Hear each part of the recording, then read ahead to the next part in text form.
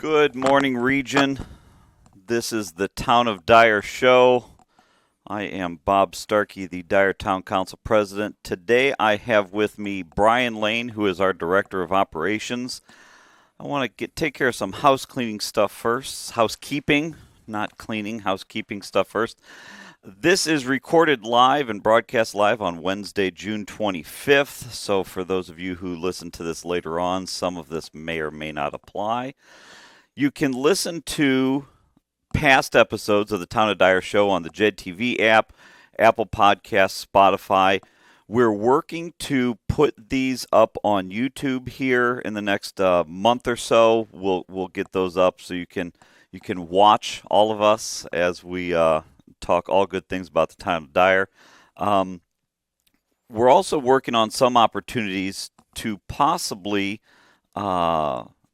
have some sponsors for this show. So stay tuned for more information. Once we get that all figured out, we will announce that perhaps in the Town of Dyer newsletter.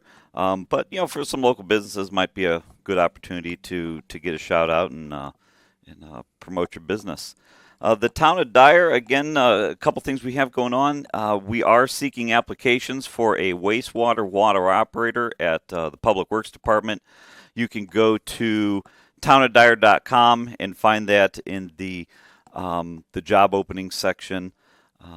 We're also the Historic Society Volunteer Committee. They're always looking for folks. So if you've been a longtime Dyer resident with some historical knowledge, some legacy knowledge for the Town of Dyer, again, townofdyer.com, reach out to them, and they'd love to hear your story.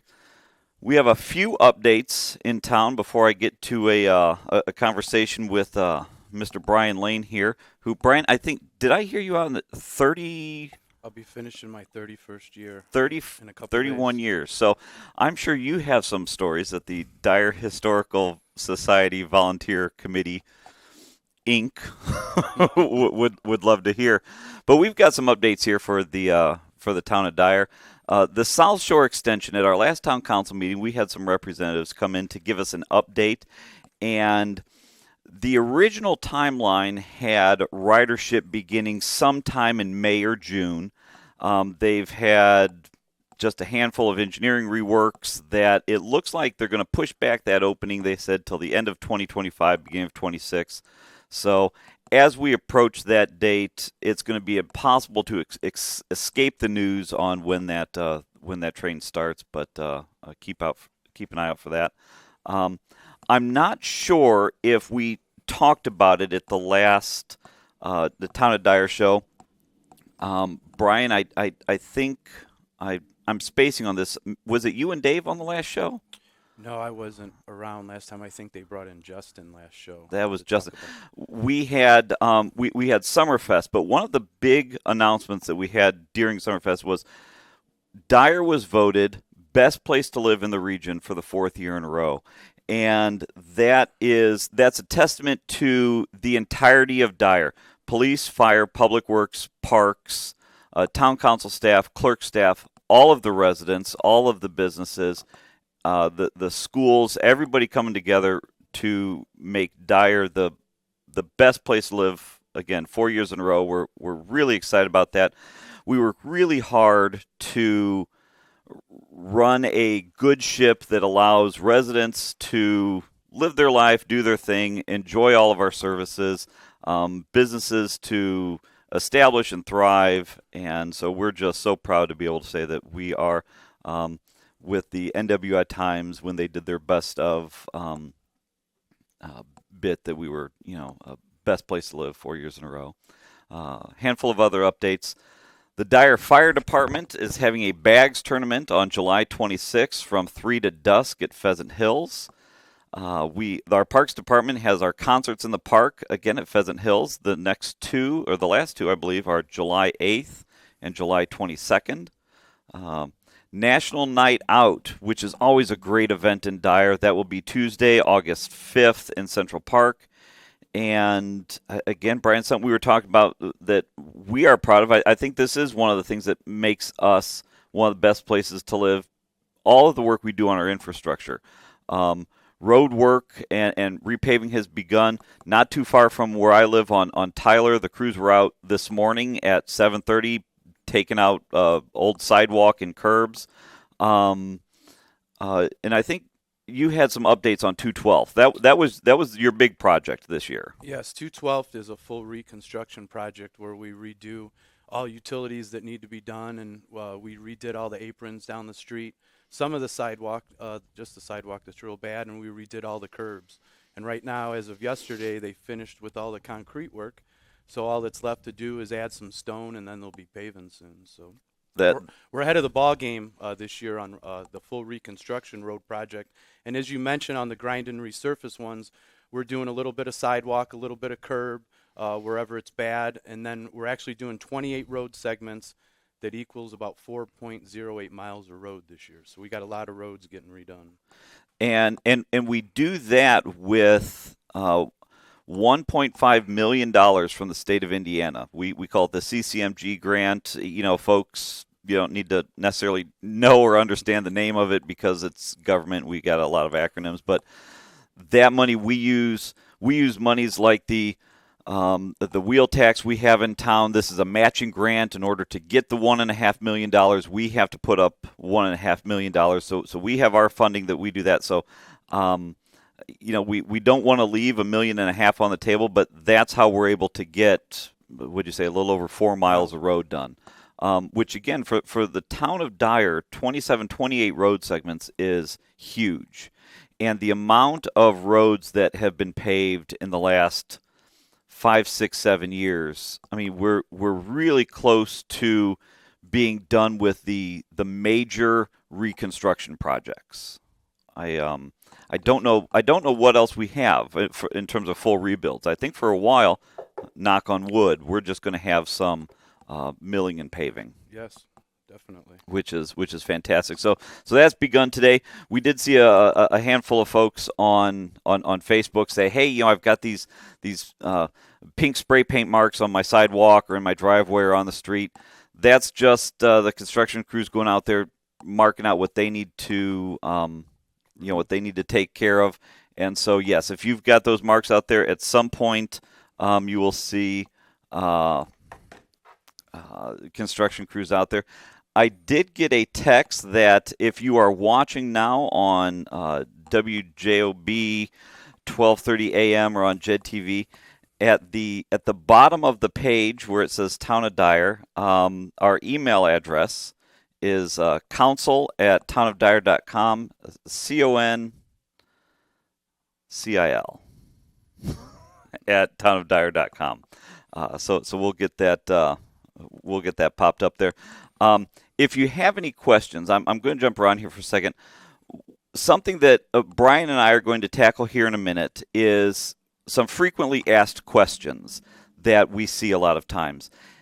If you have any questions that you'd like for us to go over and answer on a future Town of Dyer show, send us an email at council@townofdyer.com, and we'll make a little database and we'll answer some of these things. Again, we do this show the fourth Wednesday every month. So if you got a question that needs an immediate response, don't think that it's going to be on sending it that way is the best. Again, if you got some immediate, call the town. But we'll get to that in a second. Brian, I want to hop around. Brian is our, you just heard, he's been with the town for 31 years. I think he's done just about everything in town. He is our director of operations. He oversees the stormwater department. In our recent newsletter, we had a whole section there on what the town does for the residents for flooding. Brian, can you talk a little bit about what was in that newsletter? So yeah, every year we like to publish some information about flooding, and you can always call me, Brian Lane, at the town hall, 219-865-6108, and I'll walk you through any questions you have about flooding or flood insurance. We talk about different things. Are you in a special flood hazard area? Are you required to have flood insurance? A bunch of questions that people have. I can show people maps And then the town of Dyer, we're also in a program. It's called the Community Rating System, the CRS program, and that causes us to we do certain things every year. And what that does is it gives residents with flood insurance, it gives them a 10% discount on their policy. And the things in the CRS community that we look for, we try to reduce and avoid flood damage to insurable property. We strengthen and support the insurance aspects of the National Flood Insurance Program, and we foster comprehensive floodplain management. So basically what that means is, in the areas where it's going to flood a lot, we don't allow new building and stuff unless you meet regulations that you have to be able to build in those areas. And we're also an MS4 community, which is a municipal separate storm sewer system community. So that was put in by the Clean Water Act, and so Dyer has to do certain things with their stormwater. And Dyer's always been very progressive with stormwater. And so we just want to inform and educate our residents on the special flood hazard area and different things they can do to protect themselves. I think some folks forget that, when they move to Dyer, it looks amazing now, but 100, 200 years ago, Dyer was a swamp. And we also have, while it's a great benefit living next door to, especially on the south side, a massive nature preserve, the water's coming over from Illinois. And water doesn't know imaginary lines on a map, so it's just going to come right over. And all of the work, especially the flood wall by Barron's Minaldi, the two-stage ditch, all of these things, we work in concert with the Little Cal River Basin Commission, and we're doing a lot of things to mitigate some of those storm flood events. We're never going to have 100% protection because you just can't. Mother Nature is going to do what she wants to do, and sometimes we're just along for the ride. But Brian and our Stormwater Board, we've got an amazing engineer with Christopher Burke in the Burke Engineering Group. So we're really doing some good. And you have, and I don't think it was on your notes there, but we've got another two-stage project coming up. Yes, we do. So we did the two-stage ditch project, for anyone that doesn't know, right behind the town hall, and if you go down Hart Street over the bridge on either side by the hospital. And what the two-stage ditch does, it's basically kind of like a retention pond for when flooding comes. And we've planted a lot of nice trees and stuff in there. We're getting ready to do that same project on the other side of Route 30 on the CVS property. So that's going to be a nice project there. And we're also looking at any open land we have along our two legal drains in town to see if we can add more two-stage ditch. And that'll just give us more storage for big flooding events. And for the residents of Dyer, for both the first two-stage ditch we did and this one here, you've been able to leverage a project quality and relationships. We've been able to get a lot of grants to fund these projects. We've used the Lake Coastal Michigan grant, and we've also gotten money from Little Cal River Basin Commission, and then we work real closely and get a lot of help from surveyor Bill Emerson out in Lake County and his whole crew. Fantastic. I want to, since we're talking about flooding here, the last half, and Brian, you can relax. This is going to be the fun part of the show. I see you smiling because we talked a little bit about this.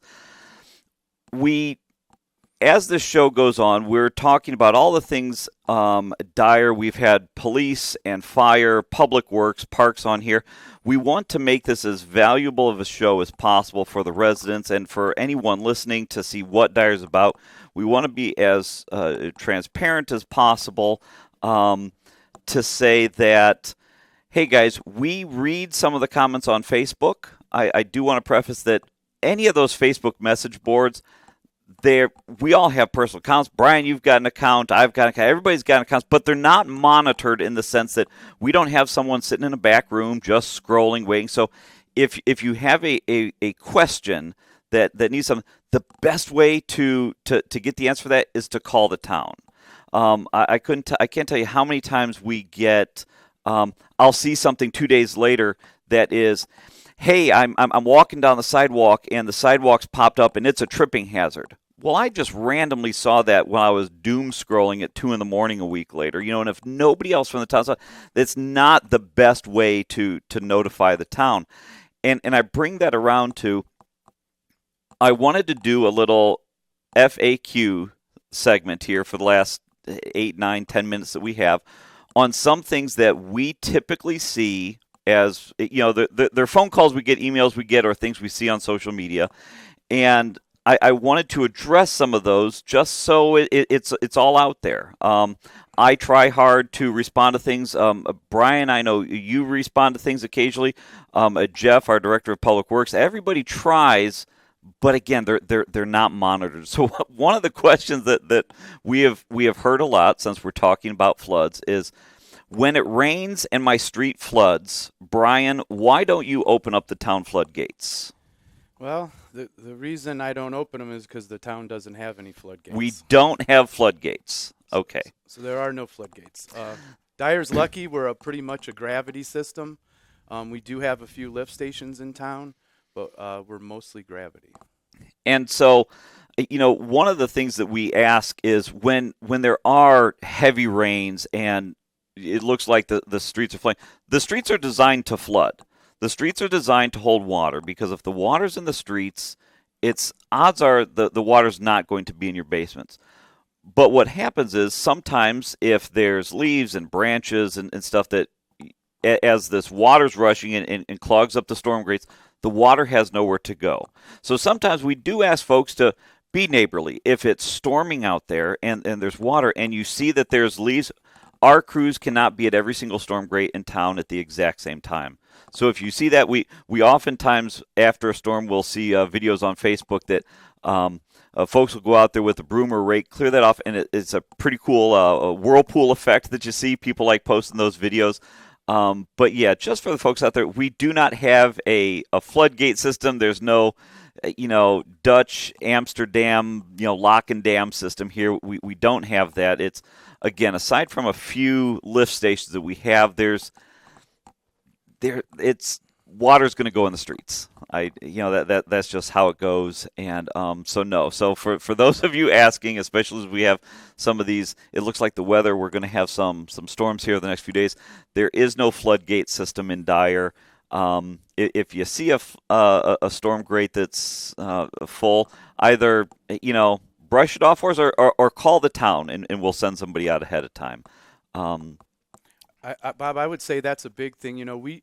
We at the town, we know a lot of the areas, that get water, the things we have to check. But for us, our best thing is our residents. They're our eyes and ears. They live there. They see their backyards. They see everything. So by them calling us, that's our best notifications. Well, that's how, again, I mentioned it before. We can't be everywhere at all times. But who is the 16,000 plus residents in town? So yeah, either I'll go out there with a stick and move the leaves around, or give us a call and we'll take care of that. One of the next big things that we saw on social media is, and I'm just going to paraphrase this, was, why did the town cut down all of those trees along Calumet Avenue? I think it was dubbed the Dyer Forest, which, hey, I'm great. Call it the Dyer Forest.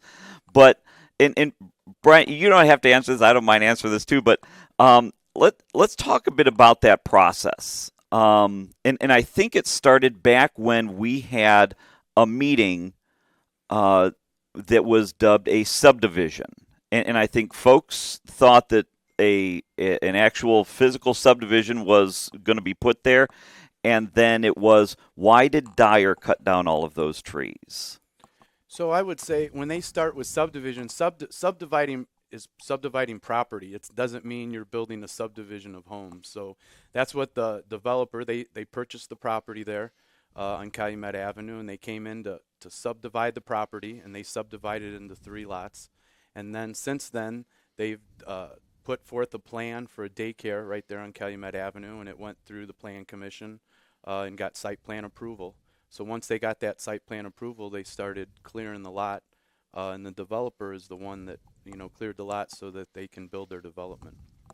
So again, just for the folks out there, when you see some of these signs that occasionally you and your staff, you'll put them out in the Mark subdivision. It's not subdivision like you think of Autumn Chase, Northgate. It's not a subdivision. It is subdividing property. It's not a subdivision. It's subdividing. And again, this is the developer who saw the land, bought the land, private transaction. They wanted to put something there. And so long as it meets our zoning codes and passes, depending on where they build, there's perhaps flood plans with stormwater mitigation and management that you just talked about. So long as they do that, we're here for businesses. So we don't necessarily say, again, if it's approved, what goes where. If it's an approved use, that's where that goes. So the town of Dyer did not cut down any of the trees there, and but we get that a lot. If I could, Bob, if I just wanted to mention a nice, really exciting thing about that piece of property is it was subdivided into 3 lots, and one of the lots is really little, and we're in the process of working with the developer to get that lot, and a future lift station that will help everyone in that area, in the Northgate area, will be going in. We're hopefully in the next few years, but that's our plan for a little piece of that property, and it's going to greatly benefit the north side of town over there. We're really excited about that. We've got just a couple minutes left, and so there's a couple things I want to address real quick. Starting July 1st, every meeting that we have in town that's held at Town Hall, that will be streamed live on YouTube, and there'll be an archive there. So if you're interested in, right now we have the Town Council and the Redevelopment Commission, those meetings are streamed, but now Parks, Utility Board, Stormwater Board, those are all going to be streamed live, and then obviously they'll be on there to watch again in the future. So if you're interested in that, starting July 1st, all of those meetings will be on there. To go back real quick, the last question I had written on here was, why doesn't the town build more restaurants? And I phrase that because oftentimes we'll hear, hey, that building over there, the town needs to tear down that building and they need to put a coffee shop there. Brian, is that something that we do in town? No, we don't. There you go, folks. we have a matrix of what uses can go in certain areas, and if someone would like to see someone go somewhere, I always tell them I would love to see, they should get some property and they could open that there. I will say, people talk about restaurants, this and that. As you mentioned, I've been here 31 years. When I first started, we had a Burger King and a Bozo hot dogs in the town of Dyer. There wasn't a lot of options, and we have a lot of really great restaurants in Dyer, I feel. I drive past the parking lots in the evening, and they're crowded. So I think we have a great little mix in the town of Dyer for people, all different kinds of food, and we're always willing to add some more. I remember when we had over by Town Hall, there was the KFC that was there. Well, it wasn't by Town Hall; it was across the street from Nick's. And a lot of times we hear folks, they want more food options, but they don't want the traffic that comes with it. We try really hard to manage that, and we have a lot of exciting new developments coming into town that some developers are bringing in, and I think we've got a lot of good things for Dyer residents to look forward to, and we're going to try to make it to where we are best place to live 5 years in a row next year. I'm getting the signal that we're 9 o'clock here, and that's going to wrap it up for the Town of Dyer Show. And thank you, Brian, for taking time out of your busy morning. Brian, again, he's been with the town 31 years. He's the director of operations. So at some point, Brian has a handle on just about everything that happens in town. And I know we couldn't do it without you. That's not me blowing smoke. That's just the fact of the matter. Thank you, Dyer residents. Again, 4 years, best place to live. That's Dyer, Indiana, right up there on the screen. And we'll catch you next month, fourth Wednesday at 8:35. Have a good one.